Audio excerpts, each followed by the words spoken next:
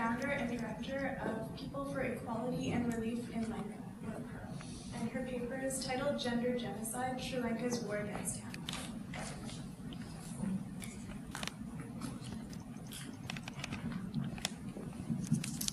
Thank you, Jessica.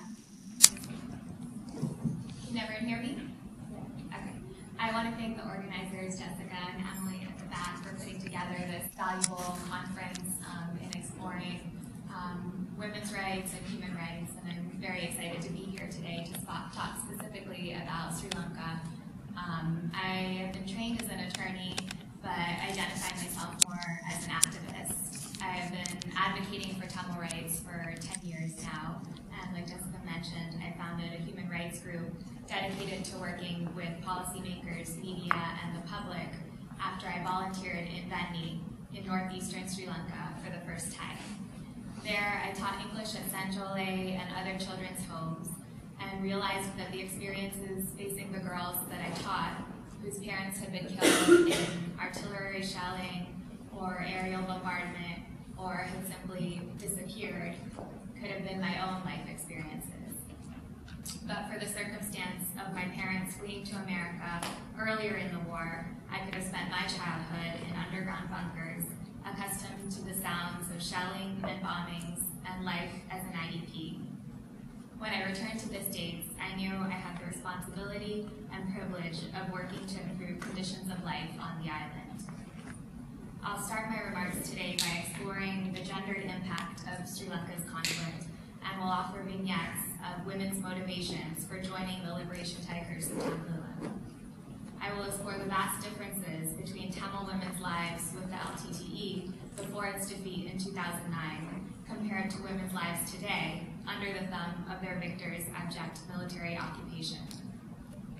Tamil women have suffered disproportionately throughout Sri Lanka's decades-long ethnic conflict. They have faced both the structural collapse of communities as well as the erosion of societal norms. In response, an increasing number of women joined the LTTE starting in the 1980s and throughout the years prior to 2009, and became an integral part of the armed resistance against the government. As a result of prolonged exposure to this conflict, traditional Tamil gender relations shifted dramatically. Within Tamil society, women were historically valued as the bearers of culture, responsible primarily for maintaining the home. Parents carefully protected or controlled women from childhood until marriage, when authority over them would transfer to their husbands. Due to the fact that women's domains did not typically extend beyond their households, they were generally excluded from the political process. Society rigorously maintained the image of women as sacred bearers of family and community, utilizing females as symbolic markers to measure purity and respect. This cherished image of women rendered the violent experiences Tamil women faced during the war traumatic, not only for them as individuals, but for the entire Tamil society as well. In more recent years, Tamil women had joined the LTTE in greater numbers than their male peers.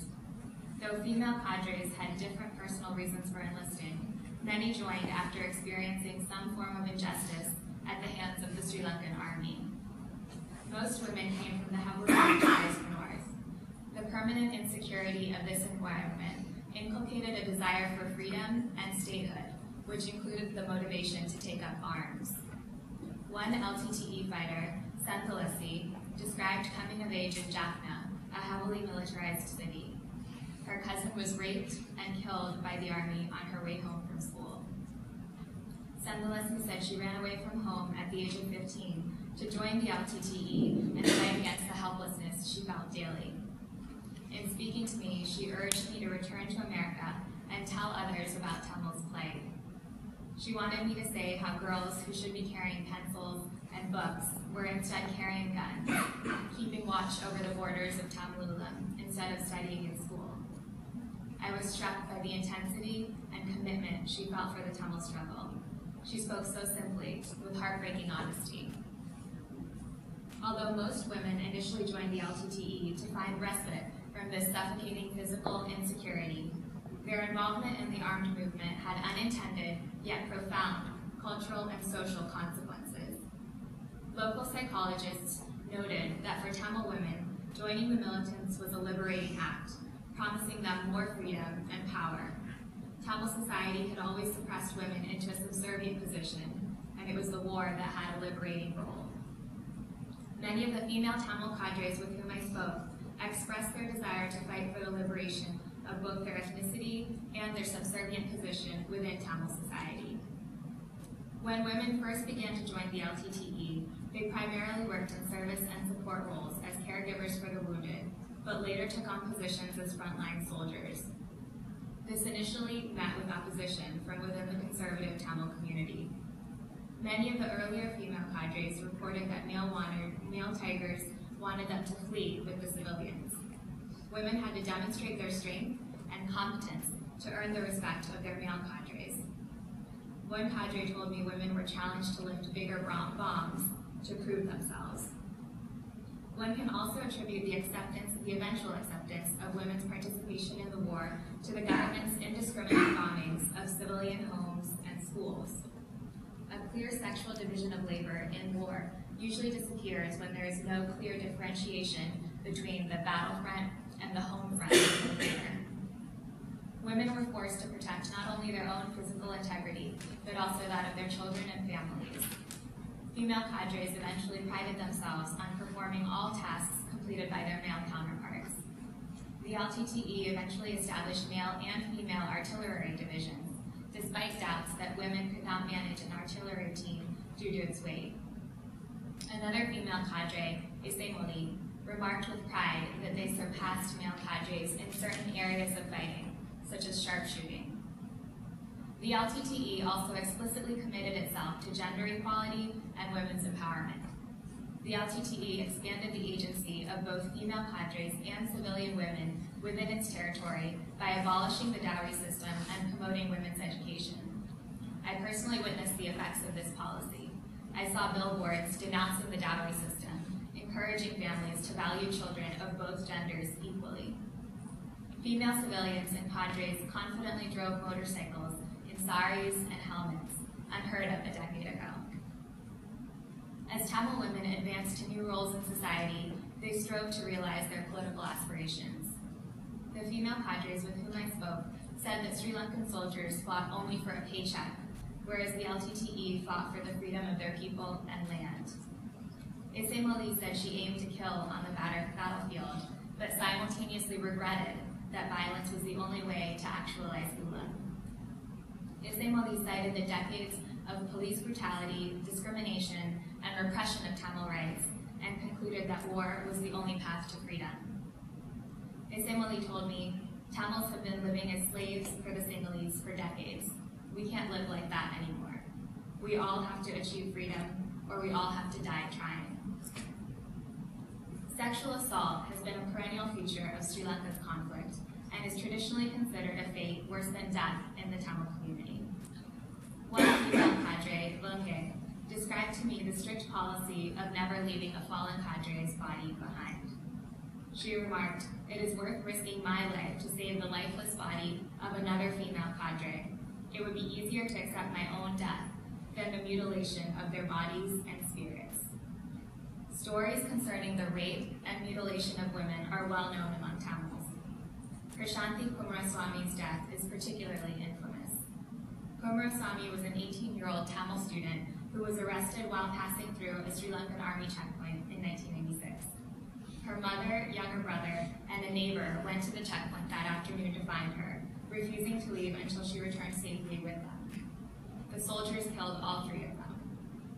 An hour later, they gang-raped Krishanti and buried her body. Reflecting the significance of this crime within the Tamil community, a Tamil school teacher, Padmini Ganesan, said, "Every Tamil remembers the Krishanti case. For us, the checkpoints are slow motion, the trauma and the fear that we endure." However, these stories do more than reflect on the vulnerable position of women in conflict. For many Tamils, the high rates of sexual assault against Tamil women in the war represented an attack on the integrity of their community. Women were uniquely affected and indeed targeted throughout Sri Lanka's war. Post-2009, Tamil women have been targeted particularly because of the active role they played during the armed struggle. women who are in the LTTE or are perceived as being supportive of the LTTE, as all Benny Tamils are now perceived, are punished as a collective by triumphant Sri Lankan forces. A report released last March by Yasmin Suka, one of the experts appointed by the UN Secretary General to report on Sri Lanka, found that abduction, arbitrary detention, torture, rape, and sexual violence had increased in the post-war period. These widespread and systematic violations by the Sri Lankan security forces occur in a manner that indicates a coordinated, systematic plan approved by the highest levels of government. In testimonies revealing the extent of sexual assault committed after 2009, survivors reported being raped by uniformed male officers from the Sri Lankan army. One woman was told, "You Tamil, you slave. If we make you pregnant, we will make you abort. You are Tamil, we will rape you like this. This is how you will be treated. Even after an abortion, you will be raped again." Recent reports from local human rights groups have documented hundreds of Tamil women in northern Sri Lanka being forced to accept surgical implementation of long-term birth control. These reports add to previous reports of forced sterilization of Tamil women both during and after the war. In May 2007, a confidential cable from the U.S. Embassy in Colombo to the State Department discussed an EPDP medical doctor named Dr. Sinathambi who performed forced abortions, often under the guise of a regular checkup, on Tamil women suspected of being aligned with the LTTE. A health department report from the Northern Province in 2012 found a 30 times higher rate of birth control implants of Tamil women in Mullaitivu compared to the much more densely populated Jaffna. In August of 2013, government health workers forced mothers to accept surgically implanted birth control in 3 villages. When the women objected, the nurses said if they did not agree to the contraceptive, they could be denied treatment at the hospital in the future.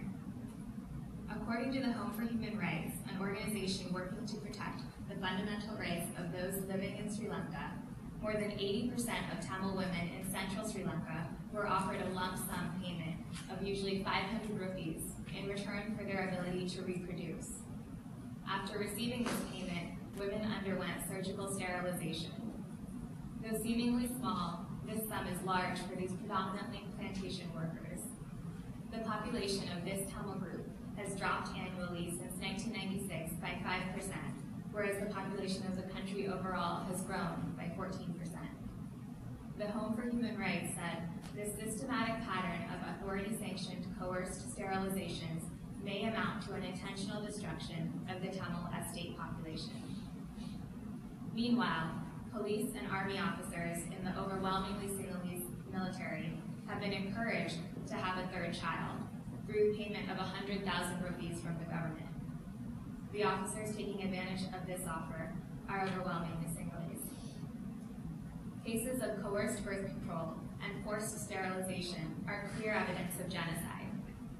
The Genocide Convention obligation to prevent and punish genocide is not a matter of political choice or calculation, but one of binding international law. The UN Security Council should refer Sri Lanka to the International Criminal Court for investigation and prosecutions into war crimes, crimes against humanity, and genocide. Concurrently, courts in countries that may exercise jurisdiction over the events and alleged perpetrators must prosecute these crimes. Deeply entrenched, institutionalized impunity for Sri Lanka's past crimes against Tamils has enabled ongoing violations against Tamil women to flourish. Tamil women currently live in an environment absent of both war and peace. Currently, there is 1 soldier for every 3 Tamils in the north, an unconscionably high ratio, given that the war ostensibly ended over 5 years ago. In Tamil-speaking areas, the Sri Lankan military has increased its economic role, expanding the amount of land it controls, and essentially establishing itself as a permanent occupying presence. The extreme level of militarization uniquely affects Tamil women. There are approximately 90,000 female-headed households after the end of the armed conflict. These women are especially vulnerable to sexual violence due to the military's predatory practices. In NGOs such as Human Rights Watch and Freedom from Torture have reported on widespread and systematic sexual violence inflicted on Tamil women and men, including in detention and so-called rehabilitation centers. Local NGOs focusing on women's rights have reported on forced conscription of over 100 young Tamil women and girls from Benny into the overwhelmingly Sinhalese military under the pretext of performing clerical work. These women were not allowed to leave or contact their families when informed that they would be performing military duties. In December of 2012, 13 of these women were admitted to the Kilnamcheek Hospital. Many were unconscious. They were denied access to hospital staff, their families, and a local Tamil parliamentarian who inquired about their condition. Sri Lanka's suffocating political environment will only breed further violence and instability. Tamil women must play a greater role in the economic and political development of the northeastern regions of this country, and a just political solution must address their historically disadvantaged situation. The LTTE made strides in this direction when it conscientiously embraced a policy of gender equality, both in its armed movement and in its state-building apparatus. The lives of women in LTTE-controlled areas gradually but markedly improved over time. These advances have been steadily corroded after the government's genocidal assault in early 2009. Where women once felt safe and secure, they are now vulnerable under the military's gaze and thumb.